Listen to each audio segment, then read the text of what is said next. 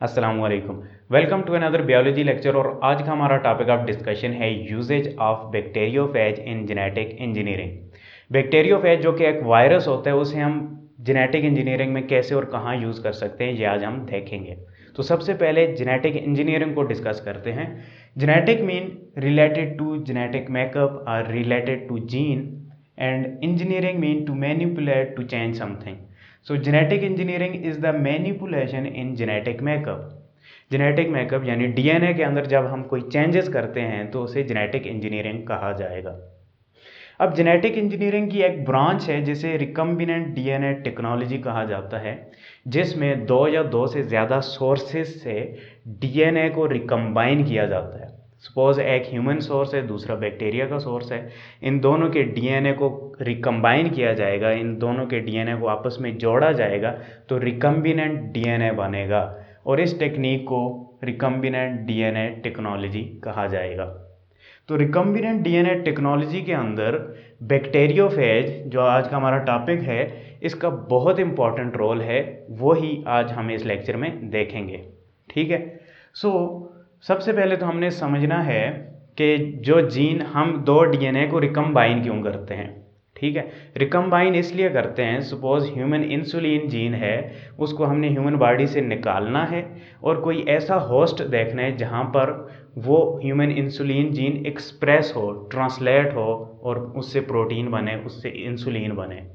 तो सबसे पहला गोल तो हमारा ये होगा कि उस जीन को आइसोलेट करना। ठीक है। और उस आइसोलेटेड जीन को ट्रांसफ़र करना स्पेसिफिक होस्ट में। ठीक है। फिर उसके बाद उस जीन की बहुत सारी कॉपीज़ हासिल करना, ये सारे हमारे गोल्स हैं। सो यहाँ पर मैंने लिखा है isolated genes can not replicate themselves. जो हमने जीन को आइसोलेट कर लिया है वो खुद को रेप्लिकेट नहीं कर सकता, and can not transfer themselves directly into living organism. और आइसोलेटेड जीन अपने आप को लिविंग ऑर्गेनिज्म में डायरेक्टली ट्रांसफर भी नहीं कर सकता। सो इन दोनों पर्पस के लिए हमें क्लोनिंग वेक्टर रिक्वायर है। क्लोनिंग वेक्टर का मतलब ही ये बनता है, cloning mean to make identical copies and vector mean to transfer something from one place to another और वेहीकल। ठीक है। सो इन दोनों पर्पस के लिए हमें क्लोनिंग वेक्टर की रिक्वायरमेंट है, और ये क्लोनिंग वेक्टर का फंक्शन बैक्टीरियोफेज कर रहा होता है। ये बैक्टीरियोफेज प्रॉपरली परफॉर्म कर सकता है। कैसे करता है, ये हमने पिछले लेक्चर में लाइफ साइकिल ऑफ बैक्टीरियोफेज को डिस्कस किया था, जिसमें बैक्टीरियोफेज बैक्टीरिया में एंटर होता है और 100 ऑफ कॉपीज़ बनाकर थोड़े से मिनट्स के अंदर रिलीज़ हो जाता है। ठीक है। सो इससे साइंटिस्ट को समझ में आई कि क्यों ना हम बैक्टीरियोफेज के अंदर अपना डिज़ायर्ड जीन यानी जीन ऑफ इंटरेस्ट, ऐसा जीन जिस पर हम काम करते हैं, वो डालें वायरस के अंदर, बैक्टीरिया के अंदर भेजें। बैक्टीरिया के अंदर वायरस बहुत ज़्यादा कापीज़ बनाएगा तो हमारा जो जीन ऑफ इंटरेस्ट है उसकी बहुत ज़्यादा कापीज़ बहुत कम टाइम में बन जाएंगी। हो गया क्लियर कॉन्सेप्ट? सिंपल सी बात है। सो इंपॉर्टेंस क्या है, to transfer of desire gene into the host, यानी जो आपका डिज़ायर जीन है उसको होस्ट के अंदर ट्रांसफ़र करना इंपॉर्टेंस है पहली। सेकंड इंपॉर्टेंस क्या है, to replicate the isolated gene, जो आपका डिज़ायर जीन है, जीन ऑफ इंटरेस्ट है, उसकी रेप्लिकेशन करवाना, उसकी बहुत सारी कापीज़ हासिल करना। सो फंक्शन देखते हैं, बेनिफिट, ये हम क्यों करते हैं। ठीक है।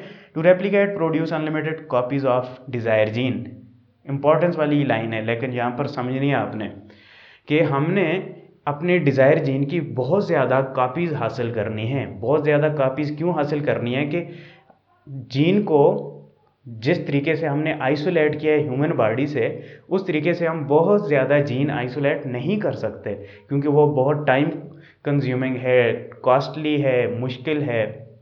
तो हमें कोई ऐसा रिसोर्स चाहिए जिससे हम कम वक्त में बहुत ज़्यादा अपने डिज़ायर जीन की कॉपीज़ बना लें। सो पहला फंक्शन या बेनिफिट हमें यह हासिल होता है कि बैक्टीरियोफेज को क्लोनिंग वेक्टर के तौर पर यूज़ करके हम अपने डिज़ायर जीन की बहुत ज़्यादा कॉपीज़ हासिल कर सकते हैं।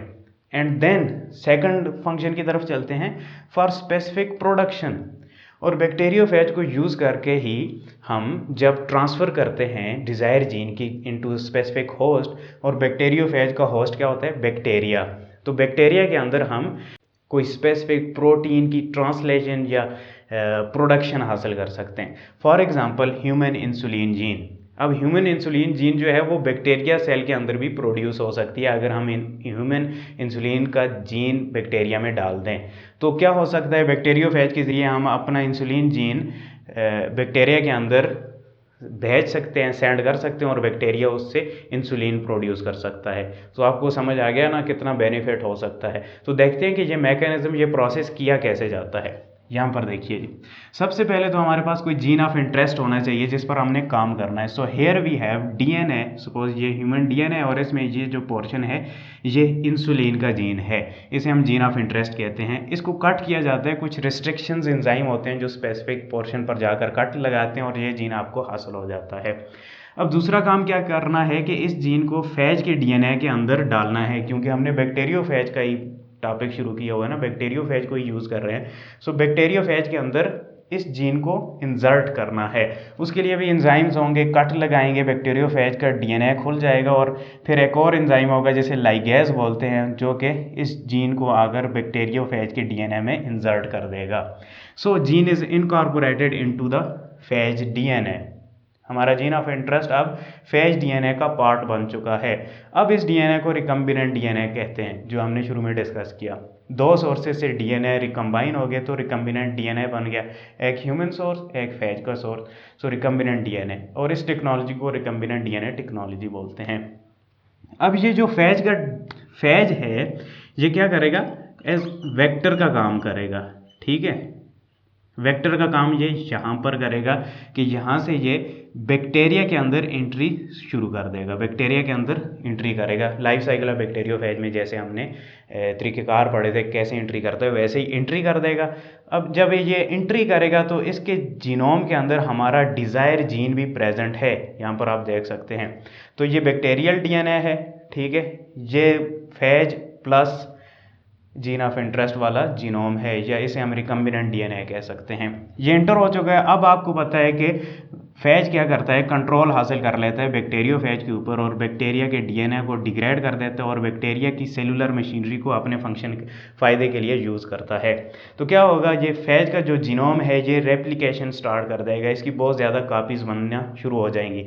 तो जितनी ज़्यादा कापीज़ बनेगी उतनी टाइम हमारा जीन ऑफ इंटरेस्ट भी रेप्लिकेट होता जाएगा, जो हमारा डिज़ायर जीन है उसकी भी कापीज़ बनती जाएंगी। Phase DNA replicate along with desire gene, phase का डीएनए जो रेप्लिकेट होगा हमारे डिज़ायर जीन के साथ साथ। सो आगे क्या होता है जी, बहुत ज़्यादा जीन्स की काफ़ी बनी, फेज भी बनना शुरू हो गया और साथ साथ ये जो सेलुलर मशीनरी है बैक्टीरिया की ना, ये क्या होती है, ये यूज़ होती है इन जीन्स को एक्सप्रेस करने के लिए, क्योंकि वायरस ने अपनी प्रोटीन्स की भी सिंथेसिस करनी है। तो इसके ज़रिए जो हमारा जीन ऑफ इंटरेस्ट है उसकी भी सिंथेसिस, उसकी भी ट्रांसलेशन होना शुरू हो जाती है। और यहाँ पर हमारा जीन ऑफ इंटरेस्ट इंसुलिन हमने लिया था।